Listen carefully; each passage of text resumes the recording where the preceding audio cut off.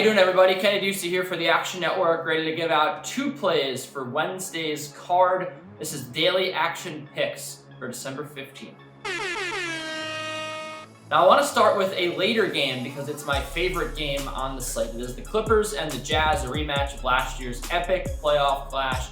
Now, there is a little bit of concern here for the Clippers. They may not have Paul George healthy, but that's been fine. They haven't really needed him over the last few games. They've been playing without him. They've been winning without him. They come into this one on a winning streak. They've gone 5-1 over their last 6, 4-2 against the spread over that span. And they run into a Jazz team that's really struggled to cover at home. 7-6 against the spread in Utah are the Jazz. And I think that the Clippers defense can get them into this game. When you look at the way that they've played over the last 6, just over 54% shooting they've allowed in the restricted area. That ranks second in the NBA. For the season, they have the 3rd best restricted area field goal percentage, which is around 63%. The Utah Jazz lead the league in field goal percentage in the restricted area at over 70%. I really think that this is a matchup that the Los Angeles Clippers can really thrive in. I mean, the Utah Jazz love to take shots around the rim. They also love to take threes. They rank in the top 5 in three-point attempts per game.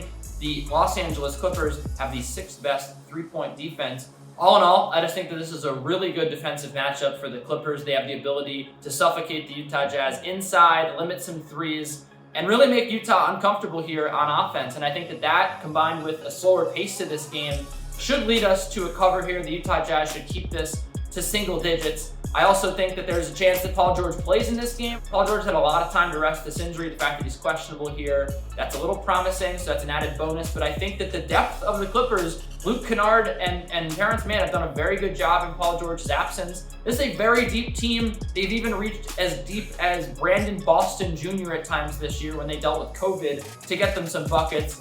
I think that this is just a really all-around good team. I think that they are better than what this number would indicate, even without Paul George.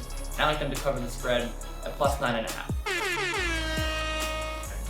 My second play is on the other team in Los Angeles, and I am based in New York, so you can tell that I am extremely objective here. The Los Angeles Lakers to win against the Dallas Mavericks, minus 110 on the money line. Of course, we know the Lakers are a public team, so you want to get in on this as quick as possible, but I would play them to minus 2 points, and here's why. The Dallas Mavericks are playing without Luka Doncic. They've won a couple games in a row without him. But let's take those wins with a grain of salt. They came against the Thunder and they came against the Hornets, 2 teams that cannot defend. The Los Angeles Lakers have really turned it on. Over the last 6 games, they ranked 4th in defensive efficiency and 4th in rebounding rate. This is going to be a very difficult defense for the Dallas Mavericks to score on. You also look at the fact that the Los Angeles Lakers love to take shots in the restricted area. They take the 3rd most in basketball. Russell Westbrook, LeBron James, and Anthony Davis all rank in top 8 in field goal attempts per game in the restricted area. The Dallas Mavericks, 8th worst restricted area defense in basketball, judging by the field goal percentage in there.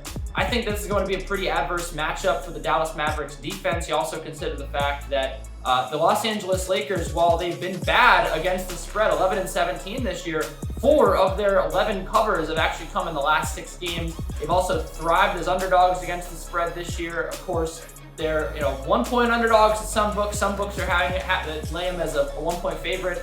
So by the time this line closes, that's unlikely to be a telling number. But I do think that in general, when the market has not believed in the Los Angeles Lakers, that's been when to back them. As underdogs and short favorites, that's when this team is covered. They've only covered twice as a favorite of 5 or more. So anytime it seems like the Lakers are likely to win a game, the public gets all over this spread and it gets out of control. The Lakers have had a really difficult time covering, but when the money's kind of been split, this has been when you want to attack the Los Angeles Lakers. And I just think this is a really good time to do it, considering the Dallas Mavericks don't have Luka Doncic, so they can't really burn Russell Westbrook at the point guard position. And not only do the Los Angeles Lakers stand a great chance against this Dallas Mavericks offense with the stout defense they've played, they also rank 4th in rebounding rate over the last 6 games, which should be a key against a soft Mavericks front court. That's it for me. You can check out more of our amazing content on the Action Network app, actionnetwork.com, and right here on YouTube. Please click like if you're going to tail any of my picks. If you think I'm wrong, feel free to comment and, I'll just tell you that you're wrong, and then we'll see what happens after the games. And anyway, until next Wednesday, this is Kenny Ducey signing off for the Action Network.